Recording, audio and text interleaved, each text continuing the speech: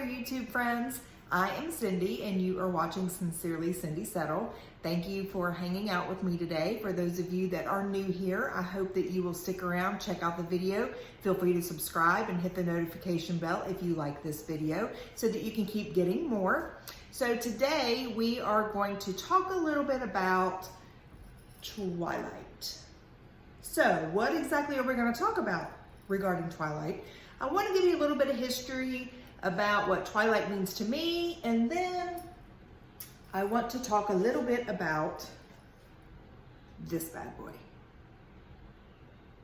I'm not sure how you feel about it, not sure if you've read it, but we're going to talk about it and how I feel about it and see what you guys think. So anyway, so these are the books, like so many of us at my age, I'm 46, so many of us, this is kind of what got us back into reading. I can say that this is what got me back into reading.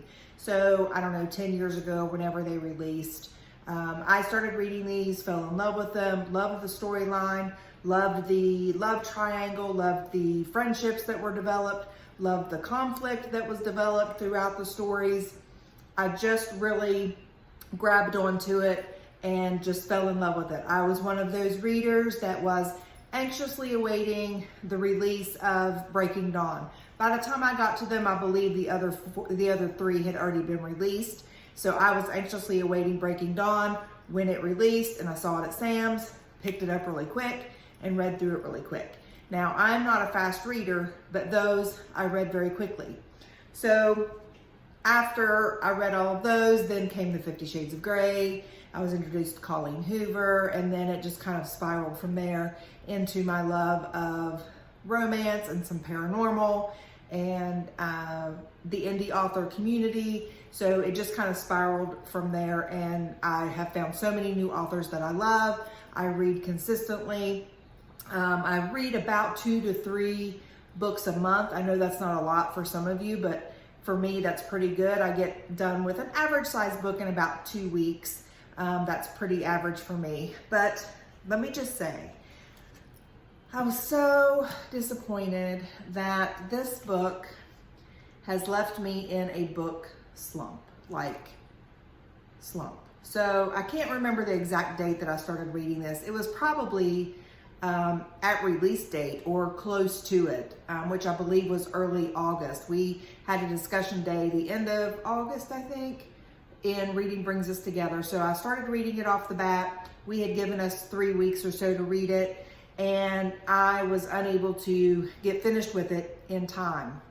So I'm about, according to Goodreads, I'm about 57% finished with this book. Now, I can't really give it a full review, and I'm not going to give it a full review right now. I'll give it a full review once I get finished with it, if I get finished with it. It's still sitting on my nightstand. I still plan on giving it a read. However, I was hoping, and maybe my expectations were too high. I don't know. So I was hoping to feel this story of, I was hoping to feel Twilight again. I was hoping to feel, because it was from Edward's perspective, I was hoping to feel that connection to the characters and the connection to the friendships that were made, and like a new light on the story, but the same story. I was just so excited to get to feel all of those feelings that I felt with Twilight. And I have to admit that it has fallen short for me. Now, that may not be for everybody, but for me, I mean, you know, it's mid-October and I'm 57% into the story and I can't seem to pick it back up. And I will say that it has left me in somewhat of a book slump. So I was trying to trudge through it, and I was like, oh, okay, this isn't too bad. And, you know, I like finding out some interesting information about Edward's background and, you know, those kind of, which I do. I like finding out Edward's background. But a lot of what you have in this book, if you don't know the story, there's going to be some spoilers. So here we go. Bella is new to Forks, and Edward is a vampire. Spoiler. And he can hear other people's thoughts. So a lot of at least the first 57% of the story is Edward trifling through everybody else's thoughts that are around him or that has to do with Bella and what they think about him and his fascination with her and all of that kind of thing. So, I mean, I have gotten some insight into how he feels about her and why, you know, he was initially standoffish with her and, you know, how he came to be more protective and that sort of thing. But it's just it's very well written. It's just very wordy. And it's just, the chapters go on forever and ever, and it just drags and drags and drags. And I did not get from it what I was hoping to get. And maybe that's part of my issue, is that I just haven't been able to feel what I was hoping to feel from it. And I'm hoping that if I set it down for a little bit and come back to it, I will feel a little bit refreshed from having read 57% thus far. If I end up picking it back up, I don't know if I'll pick it back up or not, but I am going to keep it on my nightstand for a little bit. But let me get your thoughts. What did you guys think of Midnight Sun? Did it help to feed your try hard love? Did it disappoint you? Was the writing great, but you kind of felt like I did and was just kind of like, oh, really? Or were you just super excited about it and were disappointed because you were super excited and it just kind of let you down? Or did you love it just as much as you liked Twilight? I don't know. Let me know your thoughts. I know a lot of people read it. I know a lot of people were excited about it.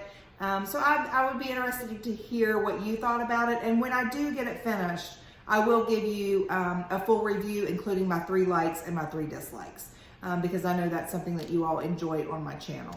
So anyway, so I have not finished this one. And this led me to the next book that I started, which was 99 Red Balloons by Elisabeth Carpenter, and I am only 11% finished with it. I mean, I can't seem to get a book finished. I don't know what's going on. I don't know if it's I don't know if it's the genre. I just don't know. I don't know what it is. So 99 Red Balloons is more of a mystery thriller type of story. And like I said, I'm only 11% in, but right now it's very slow.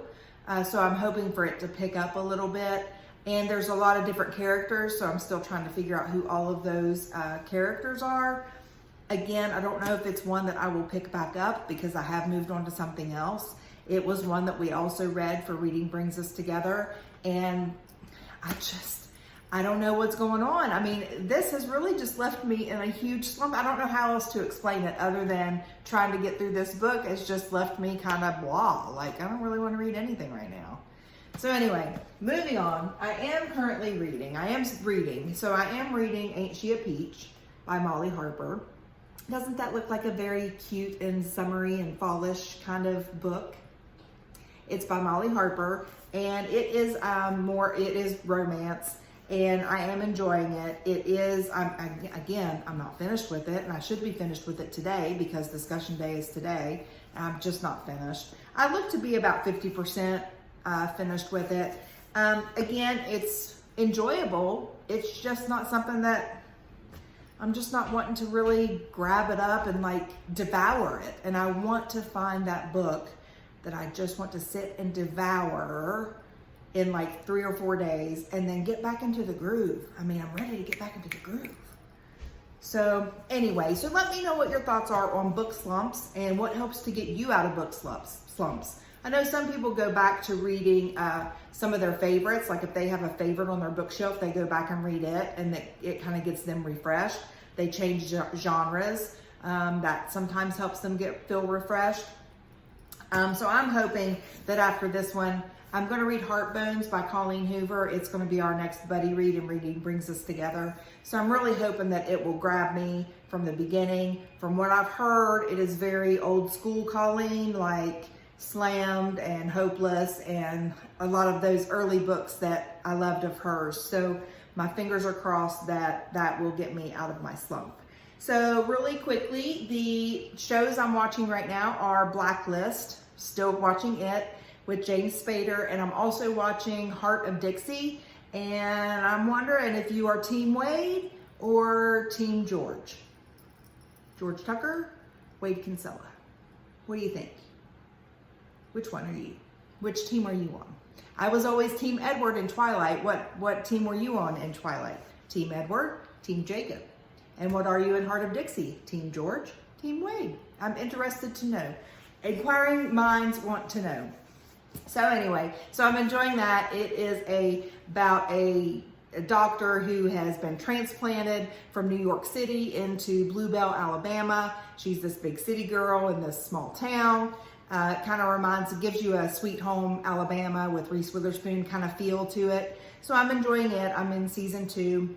There's really nothing else that I've been watching other than those 2 shows. It's been rather busy for me right now. I'm not sure why everything seems so busy, but it's been rather busy. Everybody's back in school and doing their thing. Well, we're doing virtual school, but I'm back at work full time. So anyway, things have been busy. So those are the shows I'm watching. In terms of music recommendations, let's see. My music today was Edge of a Broken Heart by Vixen.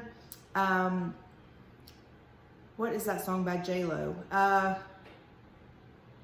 I can't remember. There was a J-Lo song, and then there was Lay Your Hands on Me by Bon Jovi. I believe 2 of those we've had in our recommendations before, so I need to switch up my liked playlist. So anyway, I hope all is well. I hope you enjoyed this little book slump talk and little Midnight Sun Twilight revival, if you will. And I will talk to you soon. I am Cindy Settle. I am signing out. Mwah.